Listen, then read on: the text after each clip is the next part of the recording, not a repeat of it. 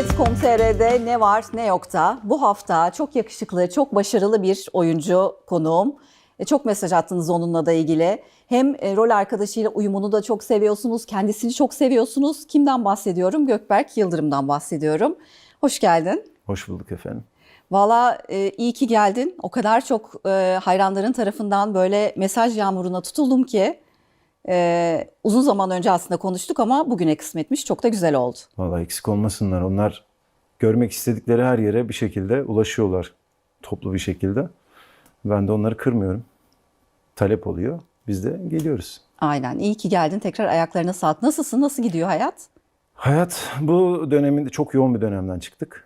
1,5 senelik bir Rüzgarlı Tepe serüveni.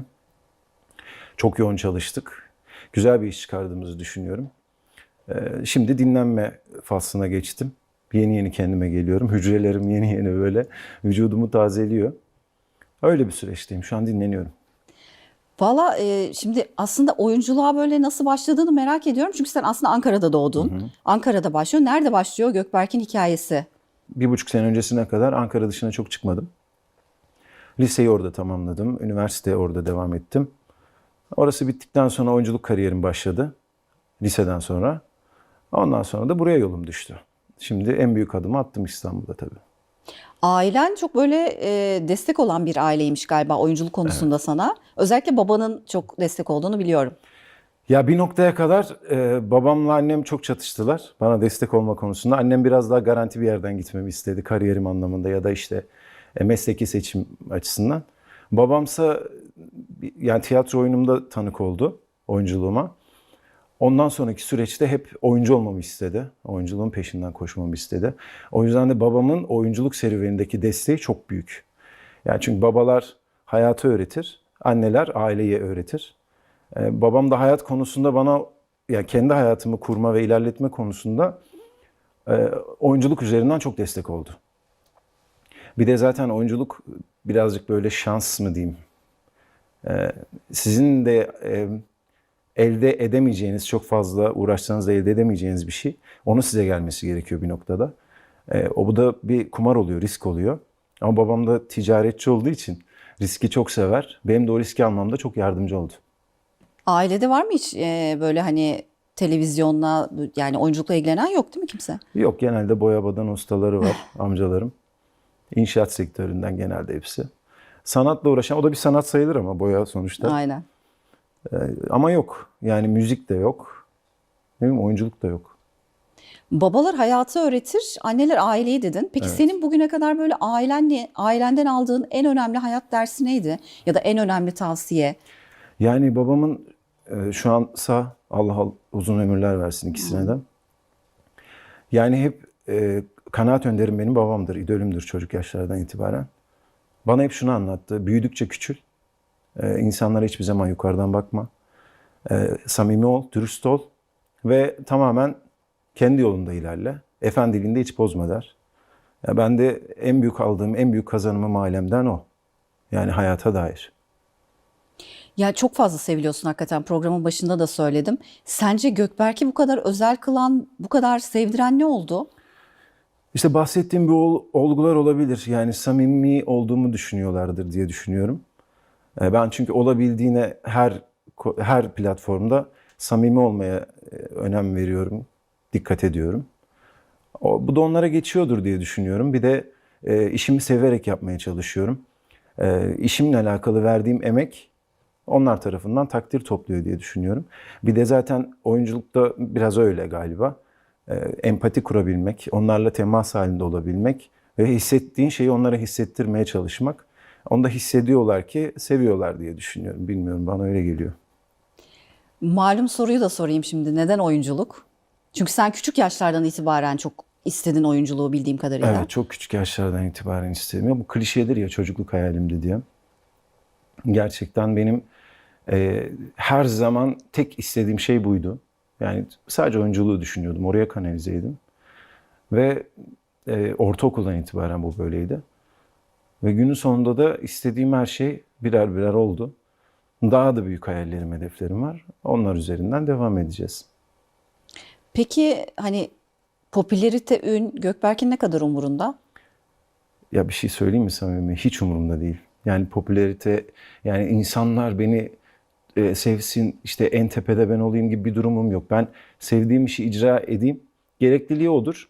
Onu da olumlu ve pozitif bir anlamda kullanmak gerekir. Ben de onu en sevdiğim tarafı şu oluyor. Benim ismime yapılan hayırlar oluyor mesela. İşte kimsesiz çocuklar işte köydeki o okullara, çocuklara yardım ediyorlar. O kampanyalar en büyük kazanım bence o. Ya benim için en azından. Şöhretse, isim kullanmaysa ve benim ismim adında bir şey yapılmaksa mevzu, bunlar çok hoşuma gidiyor benim. Yani en büyük kazanım bu. Peki bu yolda hani yürürken hiç böyle korkuların oldu mu? Hani tamam, çok sevilmek bu kadar güzel bir şey ama hani bir taraftan da zorlukları var mı? Yani sevilmenin zorluğu olmaz. Bu karşılıklıysa hiçbir şekilde olmaz. Ama tek taraflı birini seviyorsanız o zaman sorun olur. Ama sevilmek bir kere çok güzel bir şey ve inanılmaz bir ya işte hayran demek istemiyorum bunlara. Sevenlerimiz diyeyim. Yani sevenlerimin olması, takdir edenlerimin olması beni çok mutlu ediyor ve hiçbir zorluğu yok aslında bunun. Bunu idare edebilmek önemli. Bunu kontrol edebilmek önemli ve onların sevgisine karşılık sizin de sevgi verebiliyor olmanız lazım. Tek şartı bu. Sevmek de zor geliyorsa zaten hayatta yaşamanın bir anlamı kalmıyor. Kesinlikle. Peki rol modelin var mı? Hiç mesela hani bu oyunculuğa girerken de böyle bir hani ya şu, yani böyle önemsediğin, hani rol modeli olarak gördüğün biri oldu mu? İdol edindiğim oyunculuk olarak yani Şener Şen her zaman benim yani beğendiğim ve mutlaka oynamak istediğim. Çetin Tekindor'u çok severim. Haluk Bilginer zaten en tepedeki isimdir. Yaptıklarıyla, öğrettikleriyle, seçimleriyle, yeteneğiyle, her şeyiyle. Zaten 3 tane saydım. Yeterli bence. Aynen.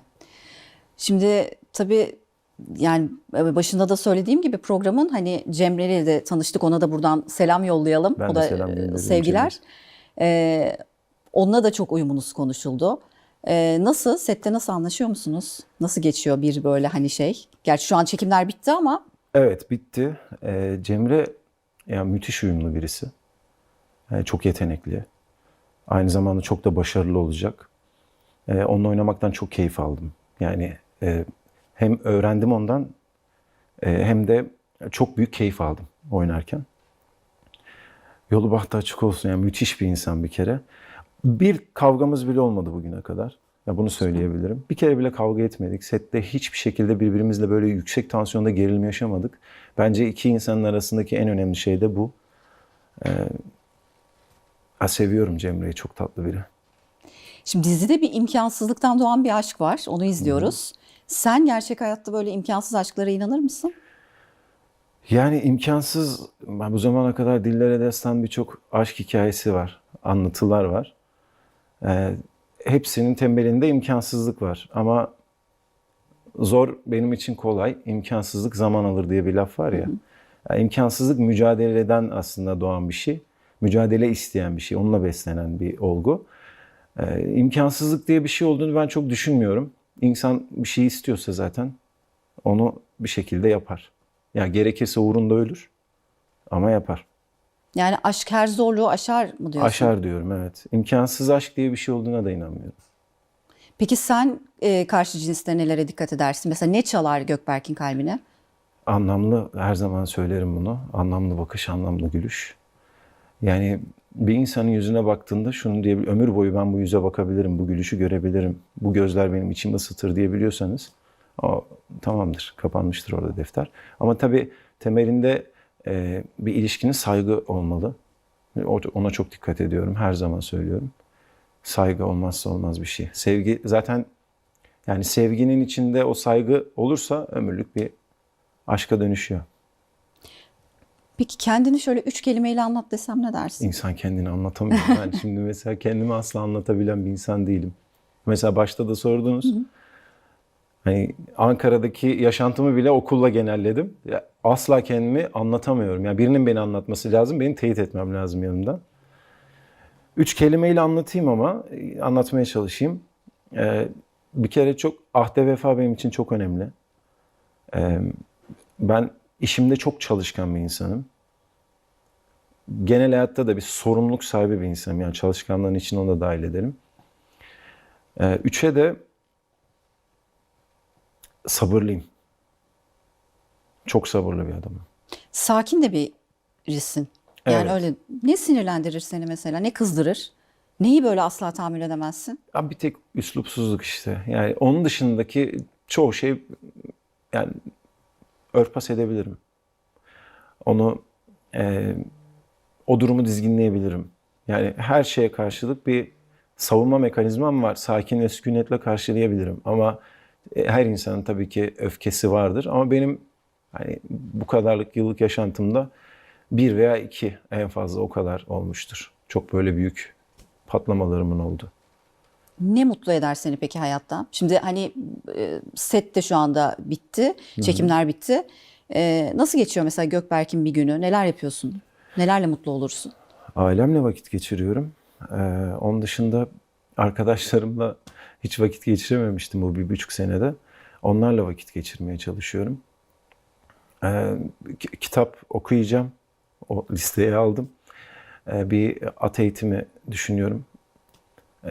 Yani binebiliyorum ama bir tık daha böyle geliştirmek istiyorum onu. Hobi olarak. Şu an işte liste yapıyorum kendime. Sıralamalarım var. Meşguliyetler olacak kendim için. Ama bir hafta oldu işte çekimler biteli. Bu bir haftada sadece dinlenmek istedim. Bir de benim için gerçekten bu projenin bitmesi biraz üzücü oldu. Çünkü müthiş bir bağ kurmuştum. Halil'le ve Rüzgar Zeynep. Tepe işiyle. Zeynep'le olan aşk hikayesi benim için her zaman başka bir yerde olacak. Onun için de çok yarım kalan bir hikaye gibi bakıyorum ama biz kapanışı çok güzel yaptık. Onu bir kere buradan da izleyicilerimize söyleyeyim. Hani izlemeye değer ve onları çok mutlu edecek. İzlerken hem üzülecekler, hem ağlayacaklar, hem sinirlenecekler, hem de çok güzel bir aşk hikayesine doyacaklar. Bundan sonraki kalan çektiğimiz bölümler için konuşuyorum. Bu da benim onlara sözüm olsun. Çok güzel bölümler geliyor onlar için. Peki şimdi artık bu kariyer yolculuğundaki hedeflerini de merak ediyorum. Yani sen aslında Rüzgarlı Tepe'den önce de oynadığın diziler var. Başarılı bir oyuncusun ama bundan sonrası için neler planlıyorsun? Yani şöyle bir karakteri oynamak istiyorum, şöyle bir projede rol almak istiyorum dediğin neler var? Yani ben bana verilen her rolü layığıyla yapmak isterim tabii. Ee, Yeni bir şeyler denemek de istiyorum. Ama çok da uzaklaşamıyorum çünkü en son oynadığım karakter aslında benim hayalimdeki karaktere çok yakın bir karakterdi ama tabii bunu da hep söylüyorum. Böyle çok sebebi sağlam. Hayranların içinde. Şunu söylemek istiyorum. Ee, Her zaman her koşulda yanımızda destek oldunuz. Birçok etkinlik düzenlediniz. Bizi sevdiğimizi iliklerimize kadar hissettirdiniz. En kötü düştüğümüz zaman da yanımızda olup elimizden tutup kaldırdınız. Birçok vilayetten, dünyanın birçok yerinden insanlar var. Dilimizi bilmeyen birçok insanın gözlerimizden bize ulaştığı bir dönem yaşadım. Onun için beni takip eden herkese beni sevmeyi bırakmayın ve sevdiğiniz için de teşekkür ediyorum demek istiyorum.